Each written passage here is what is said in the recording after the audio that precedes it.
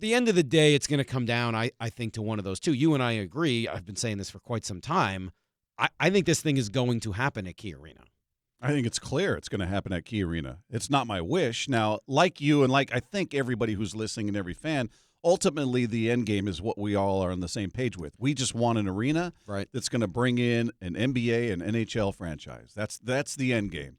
Ultimately, 10 years from now, we're not going to go, geez, this is terrible that Hanson doesn't own this, or this isn't Hanson's building. But when you're looking at the proposals out there and you're being honest and you're trying to be as objective as possible and say which one seems the best, which one is going to be in the best spot, which is going to make it easier for everybody to get to, you're going to have traffic no matter where you're at. So one doesn't eliminate traffic. But one is set up in a better spot, one that's zoned for a stadium that has immediate access to on-ramps to I-5 in both directions, I-90, 99, it's right there. All of the mass transit goes through there. You can't say any of it, about KeyArena. Totally, I totally agree with you. When it comes to the traffic of the location, there's no doubt that SoDo is better. I guess at the end of the day, I don't care. That's what it comes down to. You're looking at the end game. I just don't care. And I don't know that I believe that Chris Hansen is as capable of getting a team here as the other groups are. Like if I had to take bets, if the city said, okay, we're going to approve both proposals, go get a team. Mm-hmm. Whichever one gets the team first, you get to start digging first. We've approved them both. I'd put my money on Leiweke every day of the week and twice on Sunday to get both the NBA and the NHL team before Hansen. Perhaps, but they're not going to be owners. They're not actually in the business of bringing people here to own, and I think that they would get that done so much faster than Hansen could. Perhaps, and that seems to be what you hear behind the scenes is that there aren't those relationships with Hansen in these leagues, specifically the NBA, which is where his interest is. Right. But if we're just looking at the actual facilities and talking about which is better for the community, which is going to be better for the sports fan, which will be a better experience, which will be located in a better spot. Yeah. To me, it's not comparable. The Hansen one wins. I think I'm with you on all of those things except for one. Totally agree on the traffic. Totally agree on the parking, although it's not perfect down there. And certainly the public transportation for now is a whole lot better there as well. Right. I think that those are all true. Look, you and I see that the same, and I've been sort of painted into somebody who thinks that KeyArena is going to be just as good for those things as downtown. It's not.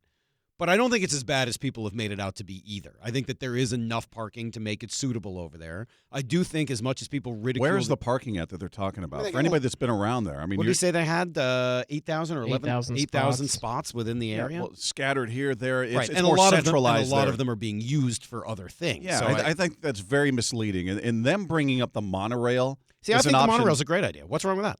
Why wouldn't you use the monorail? It goes right there. What's the problem? Moves slow and the lines are very long. But you also, but if you put on more cars for it, then what's the problem?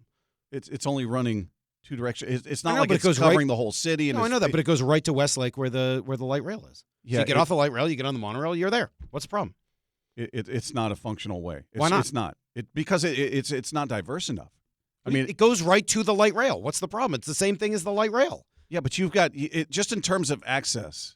It's very limited. You got to get to where it goes. You got to sit through traffic to get to the monorail. No, you don't. You can get on the light rail and take it right to Westlake. Yeah, but where are you gonna? Wherever you people get on the light rail now, get on it and go to the monorail. Is a absolute farce. I totally disagree with you on that. It goes directly to where you want it to go, and it comes from the light rail. And the light rail comes from a lot of different spots. That's right. There are multiple places. So if you're going to use the light rail and say, well, one of the advantages of SoDo is it has the light rail, well, then this has public transportation that goes right to it. SoDo's got everything. SoDo's got everything. The idea, and the other thing they put in the report, well, we're going to use Uber and Lyft, and is that some unique feature that exists? No, everybody would do that. I think the argument they're making is that over time, those things continue to go up, and so parking becomes less and less of an issue. And by the way, if the city really cared about parking, really thought that was a sticking point, they would ask either group for $20 million to build more parking. Absolutely, that's a chump change in this deal. If they said parking is a bigger deal, we believe it will stifle issues here. Yep. They would say, give me $20 million at another land and I'm spot sort of and build a surprised parking they're garage. not. Like if this is going to be the thing, one of them's offering $5 million, right, for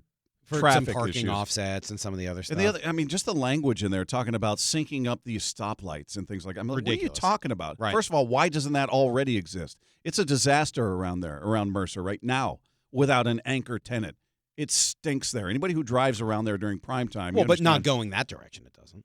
Going towards the arena? Yeah, it's not bad. It stinks all over there. No, it's not bad going that direction. I've done it. I did it the other day. It's really not bad. Around there. They have 100 events a year there now. Like, look, The problem with getting into this fight is that all anybody hears is that I love KeyArena. Why do you love it so much? I like it as much as anywhere else. I just don't care. Because you like the roof. You know what I like? I like having the NHL and the NBA, and I love the roof.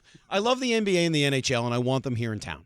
And I don't care where they are. As I've said before, you could put them at Green Lake right outside my house in a floating arena, and there's no egress and there's no ingress, and I don't care. Because right now we don't have the NHL, and we don't have the NBA, That's and I want the end them. game. Everybody's on board with that. No, but they're not.